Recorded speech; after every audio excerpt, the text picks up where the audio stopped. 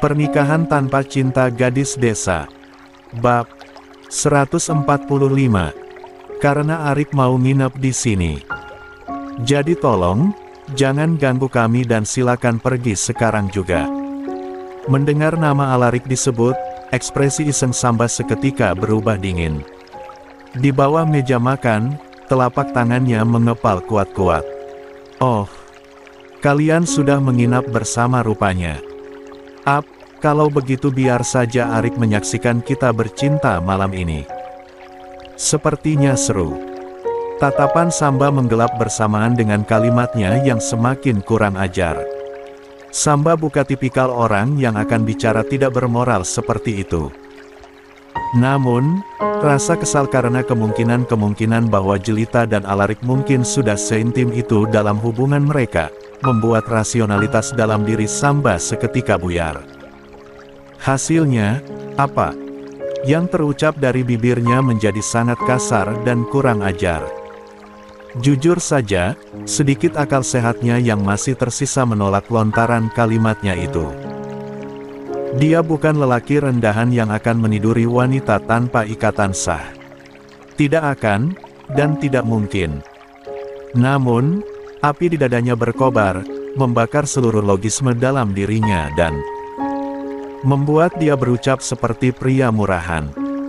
Sementara Jelita yang mendengar ucapan Samba langsung muak. Hatinya terluka. Apa sih salahku ke kamu? Kenapa kamu jadi kayak gini, Samba? Jelita menggeleng. Dramatis, bagian dari kekecewaan yang mendalam di hatinya. Asal kamu tahu, aku selalu kagum sama kamu meski selama beberapa tahun ini kamu benci sama aku. Sekarang aku jadi bertanya-tanya apakah kekagumanku itu salah. Kenapa? Sekarang malah jadi begini. Jujur aja, sekarang aku malah jadi ilfil. Samba tersenyum tipis, tapi hanya sekilas. Ucapan Jelita begitu menusuk hatinya, tetapi memang inilah yang dia inginkan. Aku memang sengaja bikin kamu benci aku. Aku benci saat kamu suka padaku. Lebih baik kamu membenciku sepenuhnya, sebab aku gak mau kisah kita serupa Romeo dan Juliet yang tersakiti karena terpaksa harus berpisah meski saling mencintai. Ini yang terbaik. Kita harus berpisah dengan cara kamu membenciku. Samba membatin sendu. Bohong jika dia bilang tidak sakit hati. Ucapan Jelita langsung menusuk ke ulu hatinya, begitu ngilu dan menyesakkan, tetapi Samba sudah memutuskan. Ini adalah langkah yang dia ambil dan dia tidak akan pernah mundur dari keputusan yang sudah dia tentukan. Tidak ada yang tahu keputusan apa dalam hidup yang dijalani, tapi setidaknya, Samba sudah membuat hipotesis sendiri. Bagaimana dan apa dampak dari keputusan yang dia ambil? Inilah akhirnya. Samba memang harus segera menyelesaikan segalanya dengan Jelita. Samba mendekati Jelita, membuat wanita itu secara refleks mundur untuk menghindar. Mau apa kamu? Suara Jelita terdengar garang, tapi Samba masih bisa mendengar ada getaran ketakutan di suaranya. Pantulan rasa takut terpampang jelas dari binar di matanya, dan Samba sengaja ingin memancing lebih jauh ketakutan Jelita kepadanya. Mau apa? Jelita menjerit.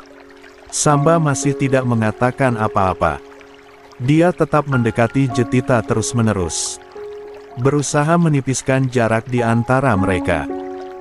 Terus didekati seperti itu membuat Jelita semakin mundur hingga punggungnya menabrak dinding. Dia sudah tidak bisa lari kemana-mana lagi. Tubuh Samba berada tepat di hadapannya. Jelita sendiri sangat ketakutan. Seluruh tubuhnya bergetar. Air mata mulai menitik sedikit demi sedikit di wajahnya. Samba terus memandangi Jelita, sementara wanita itu enggan, atau mungkin tak mampu untuk membalas tatapan Samba. Jemari Samba terulur, Jelita refleks memejamkan matanya. Rupanya, Samba hanya ingin mengusap air matanya. Sentuhan jemari Samba terasa aneh. Suhu tubuhnya hangat. Tapi Jelita tidak menyukainya karena takut. Setelah ini, kamu gak akan pernah lihat aku lagi, batin Samba. Maaf, aku harus memberikan kenangan buruk untukmu. Tapi ini lebih baik, ini memang yang terbaik. Kamu harus mengingatku sebagai sosok yang mengerikan, agar kamu bisa lepas dari bayang-bayang diriku dan menikmati kehidupanmu sendiri, lanjutnya dalam hati. Ada banyak hal yang ingin sekali Samba katakan. Ada ribuan kata maaf yang tersimpan di hatinya untuk diungkapkan kepada Jelita. Ingin sekali dia menghibur Jelita saat ini, mengatakan kepadanya untuk jangan menangis, sebab Samba menyukai saat. Jelita tersenyum. Namun semua itu hanya harapan belaka. Samba tidak akan pernah mengatakan semuanya. Hal itu hanya akan berada di hatinya.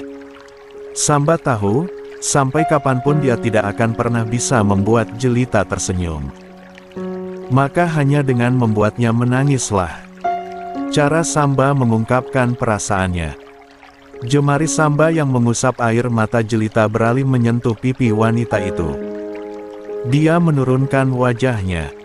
Embusan napas mereka saling beradu, dan Samba bisa merasakan deru napas Jelita yang meningkat. Ketika Samba semakin mengikis jarak di antara mereka, Jelita refleks memejamkan matanya. Dia sudah tidak memiliki akses untuk menghindar dari Samba. Dia hanya bisa pasrah, atau terpaksa pasrah. Entahlah, rasanya seluruh tenaga Jelita tersedot habis begitu saja. Samba menyematkan kecupan ringan di atas permukaan bibir Jelita. Dia bisa merasakan bibir wanita itu bergetar. Hanya sekian detik, lalu Samba langsung melepaskannya. Setelah itu, dia langsung pergi dari apartemen Jelita tanpa mengatakan apa-apa. Sedangkan Jelita sendiri masih tercenung di tempatnya. Dia kira Samba akan. Tapi, ternyata, pria itu pergi, begitu saja. Samba pulang ke rumah dengan suasana hati berkecamuk. Saat ini hati dan mentalnya benar-benar dalam kondisi terburuk sepanjang hidupnya. Samba segera mencari ponselnya dan menghubungi Cahya. Langkah terakhir untuk menyelesaikan segalanya. Halo, Assalamualaikum. Samba. Waalaikumsalam, Ma. Ada apa, Nak? Tumben malam-malam gini telepon. Samba menarik napas panjang. Ma, Samba mau nerima perjodohan sama Ara. Disegerakan aja tunangannya sebelum Sam berangkat ke Lebanon. Cahya di seberang panggilan sukses terkejut. Ada kabar baik. Cahya terdengar antusias di seberang telepon. Cici melihat ke arah jam dinding, tahu-tahu sahabatnya sudah menghubunginya walau jam sudah menunjukkan pukul 11 malam. Ada apa, Num? Nggak lihat sekarang udah jam berapa? Ujar Cici, setengah mengantuk. Lah sedang menonton televisi, sinetron favoritnya ditayangkan hingga larut. Cahya menahan kegembiraannya yang berlimpah ruah. Lah tidak sabar berbagi kabar bahagia ini dengan Cici. Jika Samba dan Kiara benar-benar bertunangan, artinya persahabatan mereka akan berubah menjadi hubungan kekeluargaan. Ini tentang perjodohan Samba dan Kiara, Ci, kata Cahya sambil menahan senyum. Lah, sengaja menggantung sebagian kalimatnya untuk memicu rasa penasaran Cici. Cici yang tidak sabaran langsung duduk dengan tegak di sofa sambil menurunkan volume televisi. Nggak usah lama-lama ya, Num. Kalau soal perjodohan mending kamu cepat kasih tahu aku aja. Jadi, ada apa? Gelak tawa Cahya terdengar merdu dari seberang telepon. Cici bertanya-tanya apa hal yang membuat suasana hati Cahya cerah ceria malam-malam begini. Cahya mengembuskan napas dalam-dalam. Lah tersenyum saat melanjutkan ucapannya. Samba menyetujui perjodohannya dengan Kiara, Ci. Akhirnya, kita akan jadi besan. Beneran. Cici nyaris melompat dari sofa. Kali ini ia mematikan televisi. Kabar bahagia ini terlalu bagus untuk diinterupsi oleh suara para pemain sinetron itu. Kalau begitu, aku bakal langsung ngasih tahu Ara besok pagi. Sekarang, kita tinggal nunggu persetujuan Ara. Kalau Samba dan Ara sama-sama setuju, kita bisa langsung menggelar pertunangan secepatnya. Aku setuju denganmu, sahut Cahya. Suaranya lebih tenang dari sebelumnya. Tinggal selangkah lagi mereka menyatukan putra dan putri mereka. Sisanya, mari serahkan pada keputusan Ara. Kututup teleponnya ya, Ci. Kutunggu kabar baik darimu. Kiara menghitung banyaknya makanan yang tersaji di meja makan. La baru saja keluar dari kamar saat Cici memanggil namanya dari dapur. La mengira Cici membutuhkan bantuannya, meski pada akhirnya Kiara akan mengacau di dapur, tapi tidak disangka-sangka Cici justru sudah menyiapkan sarapan sendirian. Memang bukan hal yang aneh. Yang aneh justru kenapa mamanya memasak makanan sebanyak ini jika yang makan cuma 3 orang. Kiara menatap Cici dengan skeptis. Pandu, papanya, tampak biasa-biasa saja walau ibunya memasak habis-habisan. Seperti orang punya hajat besar. Ada apa ini, Ma? Kok tumben masaknya banyak banget? Kiara duduk di seberang Cici. Jelas-jelas bingung. Bahkan sampai memasak ayam goreng kesukaannya dalam porsi besar. Cici terus tersenyum sambil menyiapkan sarapan untuk Pandu yang duduk di kepala meja. La juga mengambil piring Kiara untuk diisi dengan nasi dan beberapa lauk. Mama, punya berita bagus. Tapi, Mama bakal ngasih tahu kamu setelah kita sarapan. Kiara teridam, keningnya berkerut dalam. Kenapa nggak sekarang saja, Ma? Cici tersenyum jahil. Ternyata ini rasanya menunda-nunda berita seperti yang dilakukan Cahya semalam. Mama cuma takut kamu tersedak kalau Mama ngasih tahu waktu kita makan. Apa Papa sudah tahu? Tanya Kiara sambil menatap Pandu yang mulai menikmati sarapannya. Belum. Pria itu menggelengkan kepala lalu menyuapkan sesendok nasi ke mulutnya. La memandang Cici yang terus melampirkan senyum misterius. Sebenarnya, Pandu juga penasaran. Mamamu juga masih main rahasia-rahasiaan sama Papa. Ya sudah, kalau begitu kita sarapan saja dulu. Lagi pula nggak baik bicara waktu makan. Oke, Pak. Kiara menyerah untuk mendesak Cici. La memakan sarapan dengan banyak kerutan di dahinya. Tidak berhenti melirik Cici yang senyum-senyum saat menatap putrinya. Keluarga itu makan dalam keheningan selama beberapa waktu. Hingga Kiara menjadi yang paling akhir selesai, Cici kembali membuka pembicaraan. Nah, mumpung kita semua kumpul di sini hari ini. Mama mau ngomong sesuatu yang penting, Ara. Tante Cahya semalam menelepon Mama. Tante Cahya. Kiara memiringkan kepala. Penasaran dengan apa yang akan dikatakan oleh mamanya. Samba setuju untuk dijodohkan dengan kamu, Ara. Kiara nyaris menjatuhkan gelas susu di tangannya. La melongo. Hampir tidak percaya pria yang sudah ia anggap seperti kakak sendiri itu tiba-tiba menyetujui pertunangan mereka. Kiara memandang Pandu sekali lagi, ingin mengonfirmasi berita tersebut.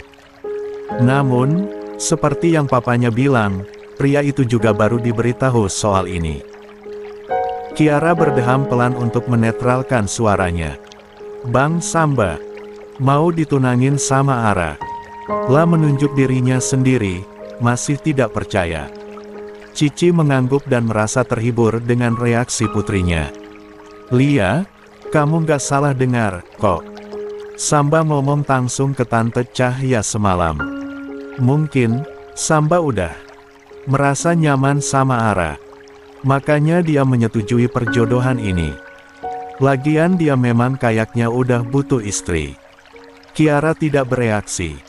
Lah hanya diam, banyak pertanyaan melintas di kepalanya. Ini sungguh di luar dugaan. Samba juga selalu menjaganya seperti adik sendiri. Aneh rasanya, jika Kiara dan Samba menjalin hubungan lebih dari itu. Masalahnya, Samba sendiri tahu kalau Kiara sedang mengejar gebetannya.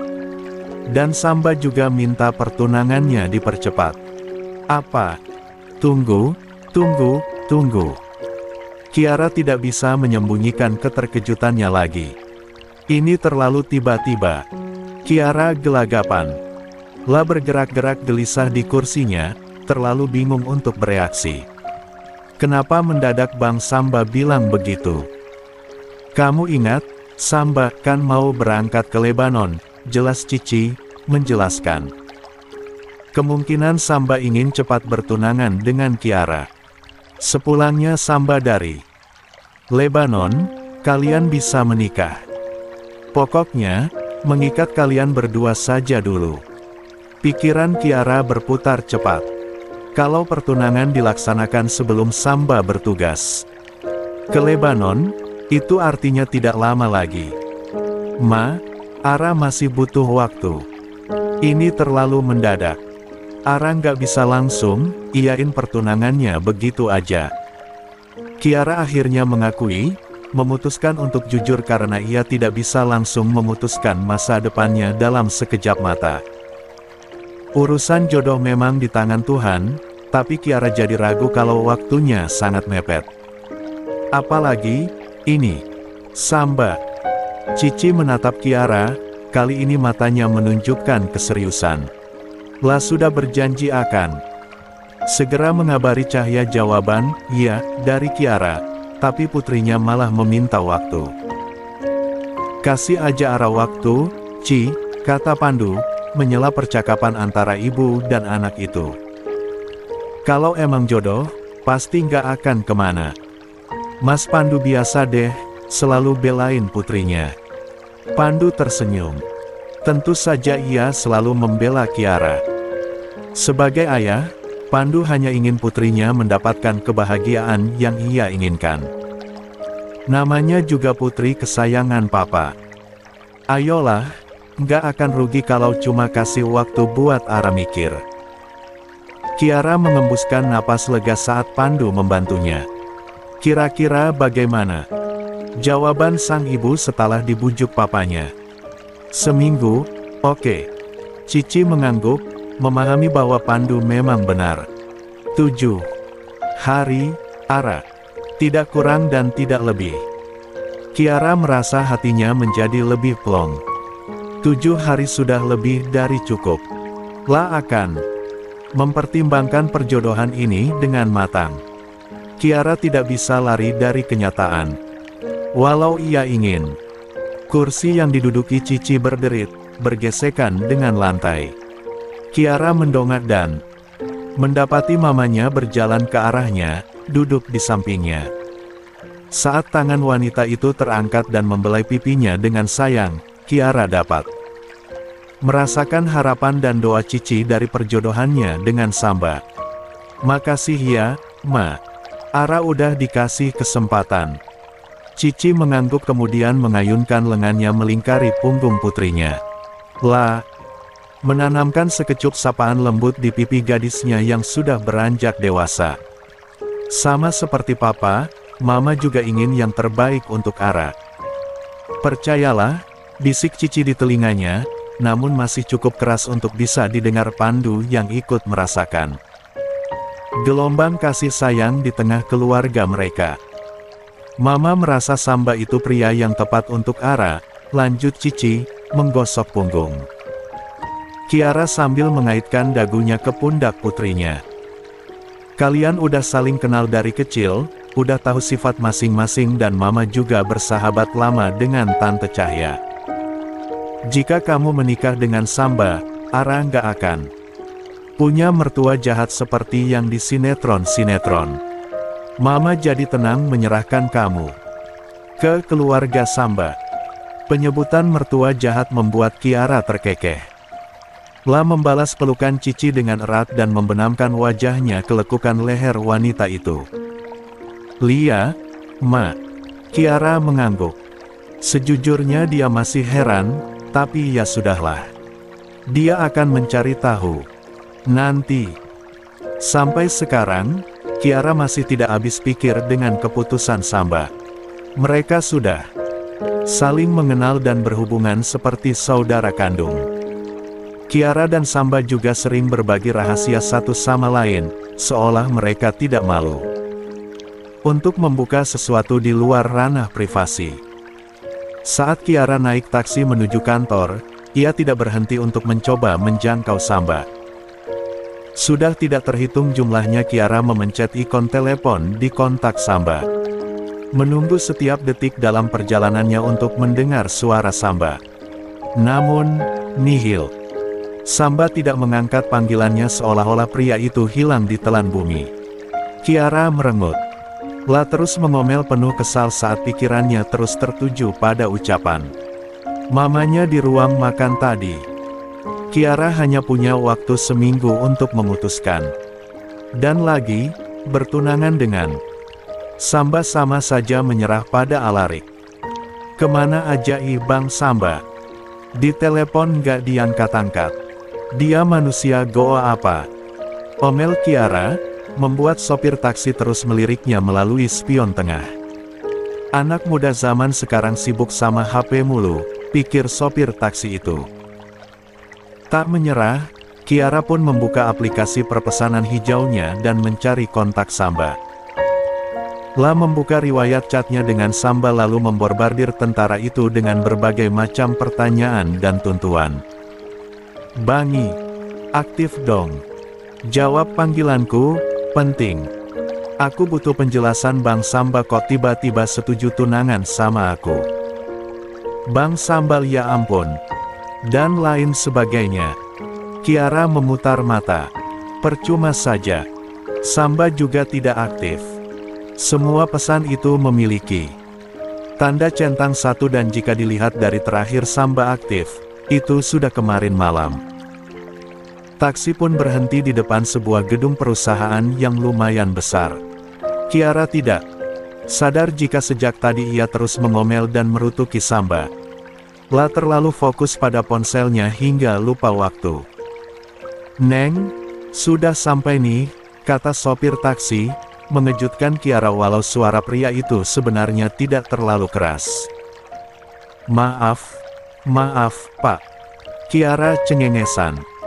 La memasukkan ponselnya ke dalam tas dan merogoh dompet untuk mengambil uang. Ini uangnya. Tunggu bentar ya kembaliannya. Ara menggeleng, mengibaskan tangannya dengan cepat. Nggak usah, Pak. Ambil aja kembaliannya. Makasih. Loh, Neng. Tunggu, Neng. Kok main nyelonong keluar? Kembaliannya ini gimana? Saya bilang ambil aja, Pak. Seru Kiara setelah keluar dari taksi dan melenggang cepat memasuki gedung. La mencengkeram selempang tasnya erat-erat dan berjalan sambil menghentak-hentakan sepatunya hingga menimbulkan suara ketukan yang mengganggu.